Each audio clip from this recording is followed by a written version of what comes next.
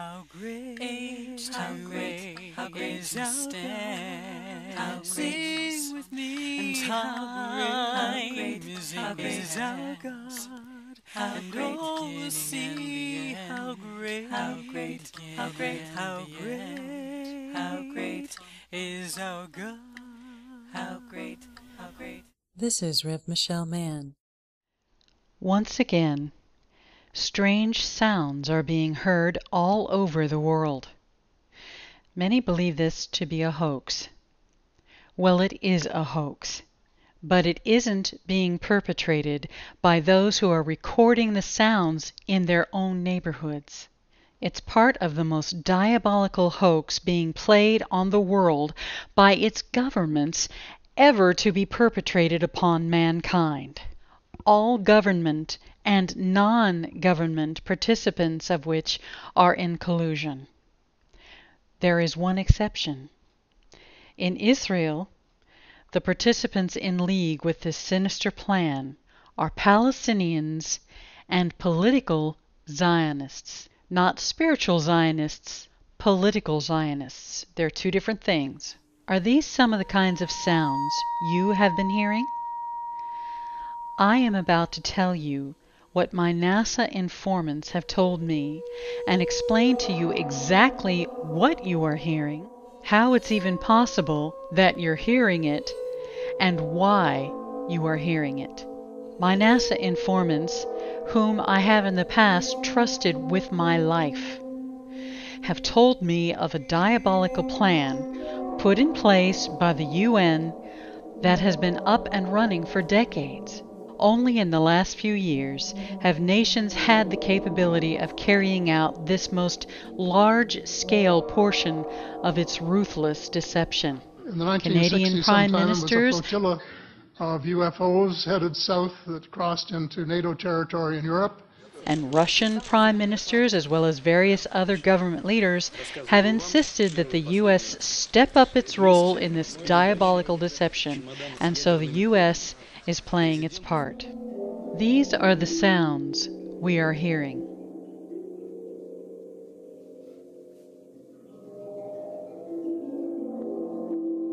They are instruments like the waterphone megabass seen here, which are used in many horror films. They're previously recorded and piped down to the earth through TTAs, that is Tesla Tech arrays, aboard satellites positioned over a particular area. And the sounds played directed specifically over that region. These satellites belong to various nations, US, Russia, China, the list goes on.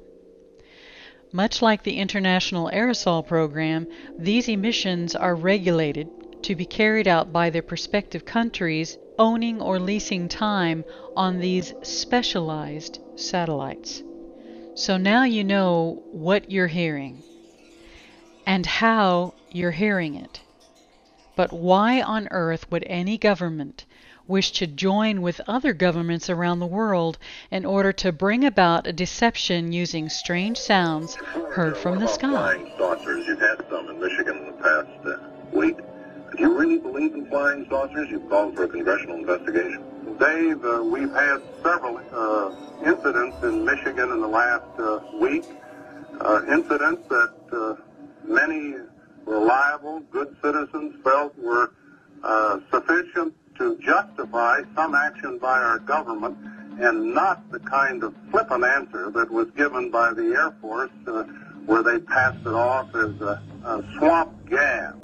The Congress should investigate the rash of reported sightings of unidentified flying objects in southern Michigan and other parts of the country. In a schoolyard with about 20 other men, and we saw a bright light appear in the distant western skies, and it got closer and closer, and when it was just above the treetops, it changed color. And it stayed there for a while, and then it disappeared into the distance. And none of us could ever imagine what it was. Perhaps we need some outside universal threat. I occasionally think how quickly our differences worldwide would vanish if we were facing an alien threat from outside this world. President Reagan suddenly said to me, what would you do if the United States were attacked by someone from outer space? Would you help us? I said, no doubt about it.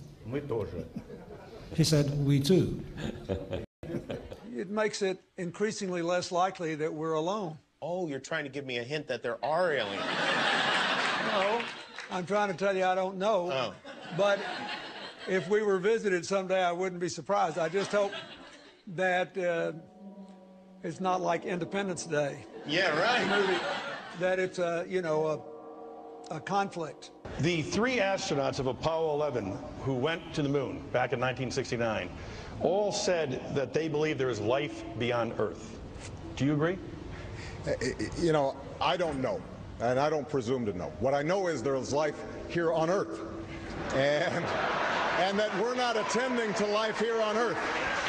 We're not taking care of kids who are alive and unfortunately are not getting health care.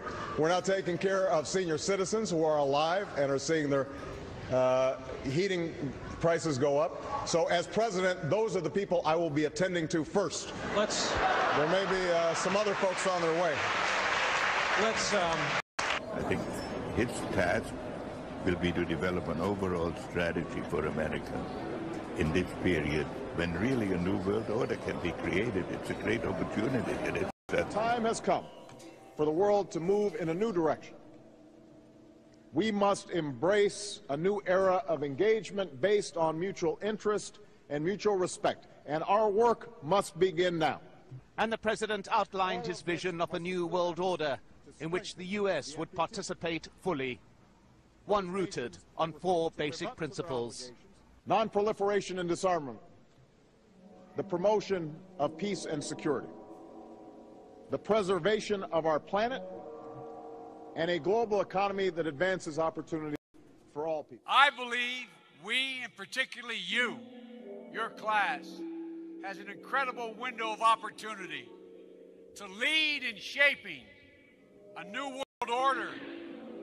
And after 1989, President Bush said, and it's a phrase that I often use myself, that we needed a new world order. We have before us the opportunity to forge for ourselves and for future generations a new world order, a world where the rule of law, not the law of the jungle, governs the conduct of nations. When we are successful, and we will be, we have a real chance at this new world order, an order in which a credible United Nations can use its peacekeeping role to fulfill the promise and vision of the U.S. founders. For the unique dignity of every human being, a new world order. The interest that each of us has to maintain our independence and the security of our peoples, and the hope that each of us has to build a new world order. You see, the answer is very simple. Leaders have explained it themselves: to unite the world, each nation relinquishing its own sovereignty to the new world order. When this was explained to me in 2011, it became the #1 reason I opened a YouTube channel and began to tell the world of their government's most diabolical deception concerning the New World Order and the enslavement of mankind. As you see here, the very first video I did was about this very thing.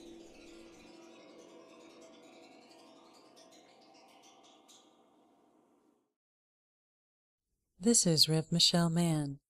Thank you for watching, and God bless you. How